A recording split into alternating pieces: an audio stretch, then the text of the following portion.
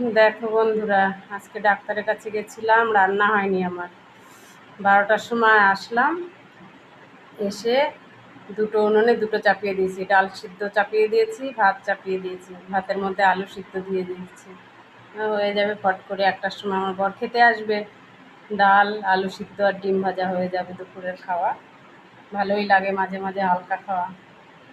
তো আমি ফোন করলাম, বলছে আমি বাইরে খেয়ে নেব। বলো তো, এসে এত তাড়াহুড়ো করে ভাত চাপালাম, রান্নাটা চাপালাম, বলে আমি বাইরে খেয়ে নেবো, তোমাকে অত তাড়াহুড়ো করতে হবে না। ব্যাস হয়ে গেল, মজা এসে গেল। থাকলো ডাল সোমবার দেয়া, থাকলো আলু সিদ্ধ মাখানো, এই যে পেঁয়াজ কেটে নিয়েছি, ডাল সিদ্ধ দিয়ে, কাঁচা লঙ্কা ভেঙে, এই হ্যাঁ, ডিমটাও ভাজতে ইচ্ছে করছিল না, লাস্টে একটা ডিম ভেজে নিলাম। আজকে এরকম